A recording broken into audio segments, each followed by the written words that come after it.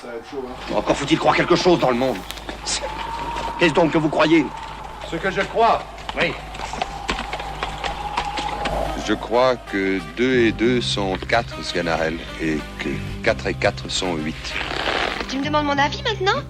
Je trouve ça complètement idiot. Aujourd'hui, au sommaire ce soir, vous propose en toute gratuité une émission hors série avec un thème qui n'a rien à voir avec notre ligne éditoriale, puisque c'est un thème qui nous a été imposé, Romain. Et oui, vous le savez, notre émission veut se donner les moyens de son ambition et bénéficie de subventions publiques de la part du ministère des Outre-mer, que nous remercions d'ailleurs parce que nos subventions sont passées au-dessus cette semaine des aides accordées aux crèches et aux écoles maternelles de toute la Martinique. Mais en contrepartie, nous acceptons, exceptionnellement il faut le dire, de céder sur notre indépendance journalistique. Avec un sujet qui pue le fric et les anorexiques. La mode. Nous on est arrivés les mains dans les poches, alors tu nous habilles de la tête aux pieds. Hein. Bon, on va commencer par les anoraks. Tu vois Jean-Pierre, le point pas mal, hein, mais je trouve que côté vestimentaire, tu devrais t'habiller plus vacances, moins alpiniste.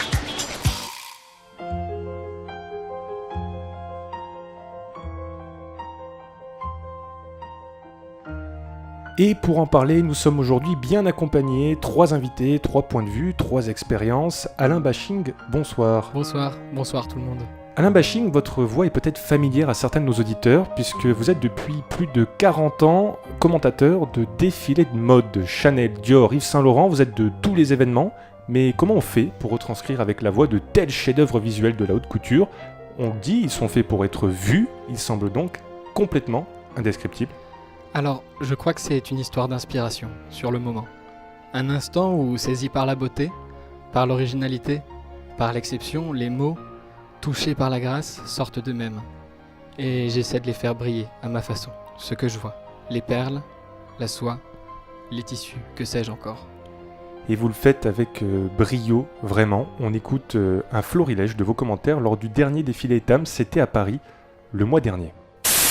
Putain, qu'est-ce qu'elle est bonne! Très très joli petit cul. Là, c'est vraiment un joli cul. Une robe jolie, bleue, mais surtout un cul splendide! C'est un cul de haute voltige, messieurs!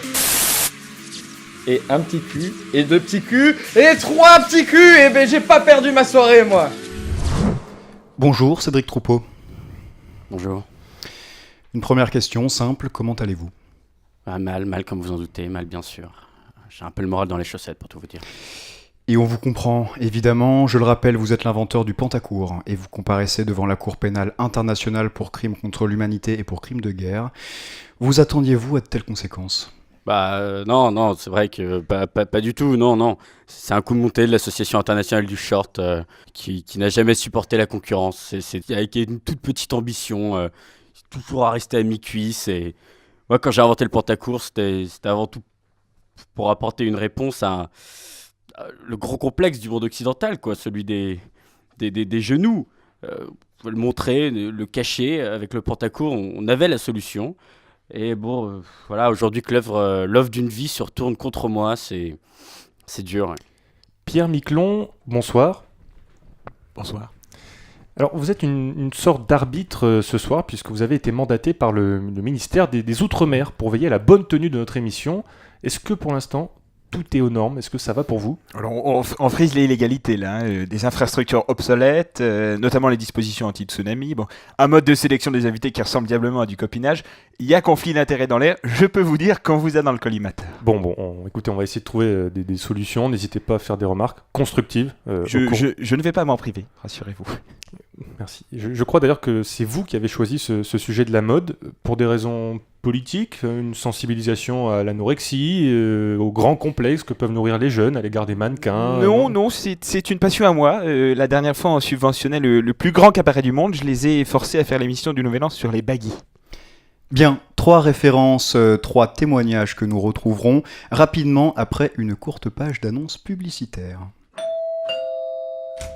Bonjour, bienvenue. Ah Sandrine, merci de t'être occupée du dessert. Qu'est-ce que tu nous as ramené de bon? Et comme vous êtes des petits gourmands, j'ai apporté des paniers de gros lait. C'est plus qu'un yaourt, c'est un dessert frais, crémeux et velouté au lait entier avec des fruits généreux. Eh ben tu les reprendras en partant. Chérie, Il y a la radine qui a encore ramené ses yaourts premier prix. T'as le temps de passer à la boulangerie? Quand vous êtes invité à un dîner, ne faites pas la radine. Les yaourts La Crémière. 400 ans de tradition pour vous offrir la fraîcheur d'un yaourt brassé dans le plus grand secret de sa recette. 4 siècles pour un yaourt absolument comme les autres, une consistance normale, un goût ordinaire, grâce à une recette simple. La Crémière, pas meilleur, pas plus mauvais. Mais qu'est-ce que tu fais? Tu bois mon youp? Ça va, c'est à tout le monde, c'est cool, c'est juste un youp. C'est un yaourt à boire, onctueux. Mais ça va pas, non? C'est un cadeau pour la première communion de Jérémie. Qu'est-ce que je vais pouvoir lui offrir, moi, maintenant? Il va être déçu, le pauvre. Quand vous êtes invité à une communion, ne faites pas la radine.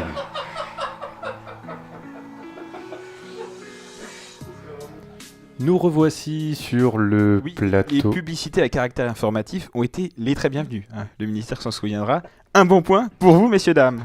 Merci, ça nous va droit au cœur. Merci. Alain Bashing, je vous passe le micro, puisqu'avec 40 ans de commentaires, vous avez acquis un fin regard sur le sujet de la mode. On vous écoute. Oui, malgré mon admiration pour Arturo Talapero, lui-même qui a su habilement amener les interrogations sur les ségrégations touchant à la couleur de peau dans la mode, par le moyen suggestif de superbes motifs de damier imprimés, je ne vais pas l'évoquer ce soir. Le textile, c'est l'avenir. Non, le textile, c'est fini. L'avenir, c'est le poil. Sa couleur, qu'importe. Roux, noir ou blond, c'est sa texture qui m'intéresse. Le poil épais, le poil dur et rêche, sur lesquels s'accrochent, comme de subtils petits morpions, les moments de grâce de la vie. Assemblés, filés, tressés, les poils sont beaux, les poils sont chauds. C'est aussi le poil qui rassemble les trappeurs. Après y avoir glissé une bûche, ils se rassemblent pour laisser la fonte incandescente sécher leur cœur et leur peau. Les peaux des trappeurs, c'est là l'avenir de la mode. Dans leur cabane de bambou... Une canne de tout qui saisit le plateau. Reprenez Alain. Dans leur cabane de bambou, on peut les admirer. Ces toiles vivantes, dégageant une légère odeur faisandée. Râpeuses, piquantes et colorées par le sang coagulé, qui témoignent de leur lutte bestiale, elles semblent briller et nous attirent. Comme l'étoile du berger ou l'argenterie d'une belle-mère radine, trop près de ses sous pour partager son héritage. Et pour ceux que les peaux de trappeurs rebutent, je vous le dis, je vous le conseille. Tricotez-vous donc un cache-sexe avec leur barbe hirsute. Ces fruits interdits, longs et frisés, pendant comme des grappes collantes, ne demandent qu'à intégrer votre intimité, à gratouiller un je ne sais quoi, un sentiment de ça vous brûle, une bouffée de ça vous excite. Une barbe de trappeur, ça vous habite, ça vous console, ça vous protège en hiver, et ça enflamme vos étés. C'est la chaleur, c'est ça l'humanité. Merci Alain, merci d'être venu. Quelle chronique. Quelle chronique. Cédric, Pierre, vous avez écouté avec attention et émotion, peut-être je vois une larme couler sur la joue de Cédric, la chronique d'Alain. Avez-vous une quelconque réaction, s'il vous plaît ? Oui, moi je me permets de rebondir parce qu'il y a quelque chose de très vrai dans ce que vous dites. Vous avez une vision un peu symbolique du poil. Souvent on parle de poil incarné, là vous êtes vraiment dans le poil désincarné. C'est extrêmement intéressant comme démarche. Il y a une pilosité qui est constante chez vous. Ça m'émeut. Merci Pierre Miquelon, merci beaucoup pour ce témoignage plein de vérité et qui sort véritablement des dentiers battus. Oui, Clément, sentier battu. Vous le demandiez, le revoici. Vous avez été très nombreux à saluer la prestation de Glorio Prout au cours de l'émission consacrée aux adultes surdoués. Eh bien, le revoici avec une rubrique inédite qu'on a appelée le petit monde de Glorio.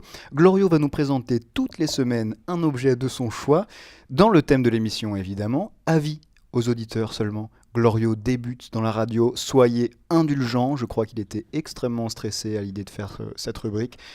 On écoute cette rubrique consacrée à l'objet suivant. Le bouton pression. Comme le disait Serge Lozic, l'homme n'a plus qu'à appuyer sur un bouton et le monde lui appartient. Bienvenue dans mon monde à moi. C'est sûrement ce qu'avaient en tête les Danois lorsqu'ils inventèrent le bouton pression en 1807. Excuse ma belle, l'histoire m'appelle. Le bouton pression, c'est l'accessoire essentiel de New York à Paris, de Tokyo à Milan. Les voyages, on a beau dire, hein. Y a rien de tel pour voir du pays. Il est l'élément de base des dandys, et on dit même qu'il était déjà porté par les magistrats curules de l'Empire romain. Alors ils sont fous ces Romains. Cependant, pas de trompe ni de tambour pour cet allié de tous les jours dont le clic sonne comme une Madeleine de Proust. Un bossu, vous l'enlevez les bras et les jambes, ça fait une Madeleine. Avec des scratchs ou des fermetures éclairs, et adoptons sans plus tarder le bouton pression. Clément, tu avais écouté, tu avais validé ce qu'il avait fait avant de... Non, pas du tout, j'ai pas eu le temps. Bon, la prochaine fois, faut vraiment le faire parce que là, on peut pas passer des choses comme ça. Hein. C'est pas le niveau pro.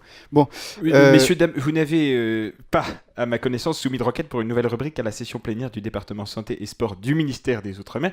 Il est de mon devoir de geler immédiatement et de façon irrévocable toute source de financement public à votre émission. Je suis navré, c'est la loi qui m'y oblige. Bon, on enchaîne. Cédric Troupeau, c'est à vous. Je rappelle que vous êtes en ce moment en procès, peut-être comme nous, dans quelques mois, à la Cour pénale internationale pour l'invention du Pentacourt. Votre chronique est peut-être un plaidoyer à votre propre cause. On vous écoute. Oui, non, pas du tout. En fait, je suis avant tout découvreur, inventeur, scientifique et intermittent du spectacle sur différentes chaînes.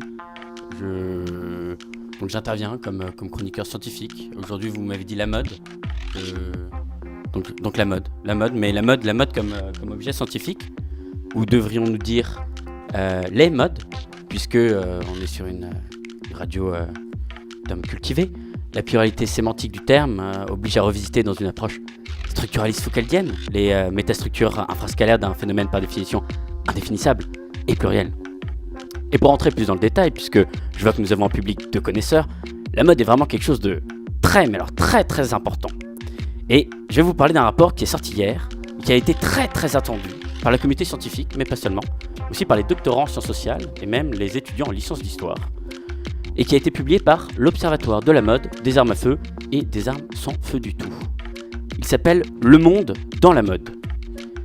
La mode dans le monde. Le monde dans la mode était l'ancien rapport qui, malgré avoir mobilisé un professeur de sport et 100 collégiens du Val-de-Marne, n'avait pas, mais alors vraiment pas convaincu du tout, les plus de 73 ans et demi, qui est, je vous le rappelle, la cible principale des travaux scientifiques, les jeunes d'aujourd'hui étant beaucoup trop cons et intéressés seulement par la pornographie. Au sommaire de ce rapport, la géopolitique. Les photos de plats bio sur Instagram ont-ils précipité la défaite de Daesh à Mossoul ? Rien n'est moins sûr. Astrophysique, faire tourner beaucoup de handspinners en même temps peut-il ralentir la vitesse de rotation de la Terre ? On en parlera. Environnement, le Hot Water Challenge est-il responsable du réchauffement climatique ? À voir. Économie, peut-on relancer la croissance européenne par la stimulation du binge drinking ? Ça fera réfléchir les parents. Psychologie de la jeunesse, fuguer. Pour aller où ? Point d'interrogation. Et enfin, mode vestimentaire, avec une question qui nous a demandé beaucoup de temps. Superdry est-il le futur de la contraception ? Et alors, après des années de recherche qui ont pour le coup mobilisé des centaines de chercheurs à plein temps et pour lesquels on a dû amputer le budget de l'éducation nationale de moitié, les réponses sont aussi catégoriques que surprenantes. Non, vraiment pas du tout, rien à voir. Je n'ai pas compris la question. Non, vraiment, ces deux phénomènes n'ont rien à voir.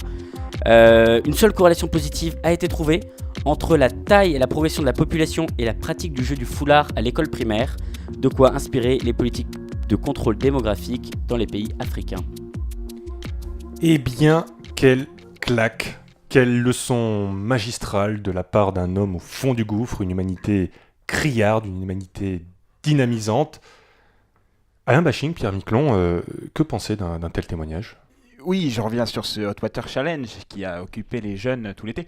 Il y a un vrai problème de gestion de la fosse septique d'un point de vue national. C'est-à-dire qu'on est à une situation où la chaleur montant, les tubes sont en pression, et il y a une catastrophe qui s'annonce. Laquelle ? Laquelle? Je ne peux pas vous Une au tout hasard. vous dire. Une. Écoutez, Dis-en je ne suis une. pas là pour vous dire tout. Je suis là pour vous dire des choses et elles sont écrites par mon cabinet. Alors ça suffit. Cabinet faux sceptique, on voit que ça se rejoint.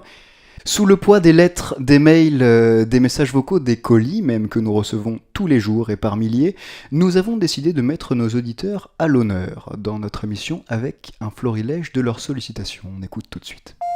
Oui, cher au sommaire ce soir, je vous dois beaucoup. Dans la voix de Glorio Prout, dans une précédente émission, j'ai reconnu celle de mon père. Il avait quitté la maison en 2003 en disant qu'il rejoignait l'armée française en Irak. N'importe quoi. Papa, tu auras toujours un couvert à notre table. Ta fille, Margot Prout.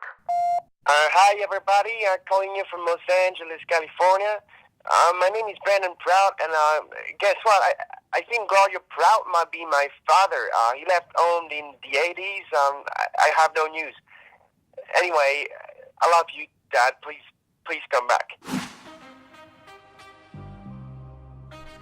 Et Glorio, quelle bonne surprise pour vous d'entendre la voix de vos enfants. On imagine que vous trépigniez d'impatience à l'idée de les retrouver, peut-être dans une prochaine émission d'ailleurs. Glorio, en un seul mot, on est heureux pour vous, au nom de toute l'équipe. Et dernier de nos invités, mais pas des moindres, Pierre Miquelon, je vous donne la parole dans un instant. À quelques détails près, s'il vous plaît, l'émission s'est-elle déroulée jusqu'à présent comme vous le souhaitiez ?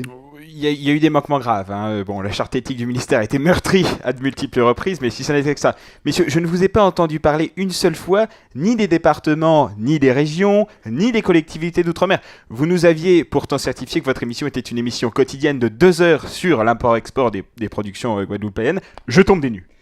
Bon, excusez-nous, on écoute quand même votre chronique ? Oui, une chronique qui ne va pas bien, parce qu'en réalité, le vêtement ne va pas bien. Chaque hiver, c'est près de 25 000 pullovers qui sont abandonnés sur les bords d'autoroute. Des cols roulés larmoyants, des cardigans pitoyables, des chandails qu'on ramasse à la petite cuillère. Alors face à cette situation alarmante, SOS Stop Abandon Vêtements lance un grand appel national. Des espaces d'accueil en urgence ont été ouverts dans 13 villes en France, des cellules de dégrisement ont notamment été mises en place. Alors évidemment, dans l'urgence, on accueille les vêtements comme on peut, sur des cintres de fortune, par-ci, par-là, dans un vieux tiroir, pour les plus chanceux, dans un carton, un vieux sac en plastique. Ce sont des conditions terribles, des tricots qui grelottent, des écharpes qui toussottent, des impairs trempés jusqu'à la moelle. On est loin de la grande époque du vêtement. L'âge d'or de la mode, quand on pouvait encore venir d'une pauvre famille de treillis à poche dans l'Oise et devenir en quelques mois une pièce de collection chez Chanel. Ravir les flashs des photographes et finir dans les magazines entre deux pages d'articles, un monde de la haute coutume où tout faux pas est un fâcheux faux pas, ce paradis du textile où Dieu est un grand créateur comme un autre. Souvent un fou dirige cette grande parade, grand chef des tours de taille et dictateur de la maigreur qui, pour faire perdre du poids, encore et encore ne prescrit que des jeunes à des toujours plus jeunes et ne tarique pas d'éloges au sujet du ramadan. Les paillettes scintillent, puis la gloire s'étiole. Difficile de se relever des chutes quand on est qu'un morceau de tissu. Comme disait Brigitte Jupp durant la crise de 2008, qui raconte dans un livre l'enfer des podiums, c'est toujours les mannequins qui finissent par se défiler et les vêtements par se faire enfiler. Finir fringue dans une fripe, loc dans un stock, affronter le lumpen prolétariat des dressings, les fripes fripouilles, les lunettes panettes, les gants brigands, les ceintures qui ceinturent, les robes qui dérobent, les lacets qui lacèrent, les bas qui blessent, les tutus qui tuent. Yves est Kawaii, à Nancy. Depuis 2004, il vit dans un dépôt-vente. Lui aussi raconte l'enfer. Dans ma jeunesse, j'étais un Kawaii très tendance, tout à fait dans le vent. Un grave accident de vélo a sectionné ma fermeture éclair. Aujourd'hui, je ne sais plus comment joindre les deux. Alors que faire pour soutenir SOS Stop Abandon Vêtements ? Vous pouvez faire des dons de personnes ou de jeunes enfants dans des grandes boîtes disposées à cet effet. Les personnes collectées seront ensuite dispatchées parmi les vêtements qui pourraient ainsi être portés. Ils trouveront pied à leurs chaussures. Voilà, en ces périodes de fête, pensez aussi aux orphelinats de chaussettes qui récoltent dons et legs. Vous pouvez dès maintenant appeler le numéro qui s'affiche en bas de votre radio. Merci beaucoup. Eh bien, pour un haut fonctionnaire, vous avez du cœur. Et vous maniez la poésie comme si vous la connaissiez depuis toujours. Alain Bashing, Cédric Troupeau, vous qui côtoyez de près le monde de la mode au quotidien, comment vous réagissez à une telle expérience, à un tel don de soi en fait pour les autres et pour sauver cette population en souffrance, il faut le dire ?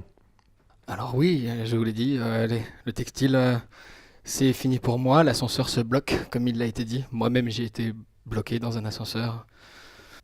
Je ne trouvais plus mes mots, je ne trouvais plus mes moyens.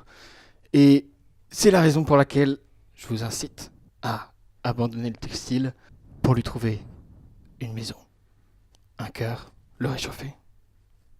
Ouais, touchant. Cédric Troupeau? Moi, j'ai été évidemment ému aux larmes.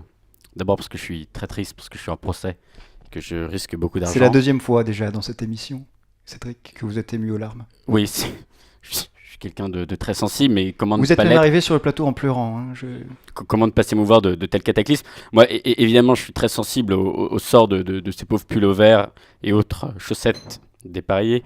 Et j'encourage tout le monde à aller à la SPV, chercher son bonheur, la Société protectrice des vêtements, comme vous le savez.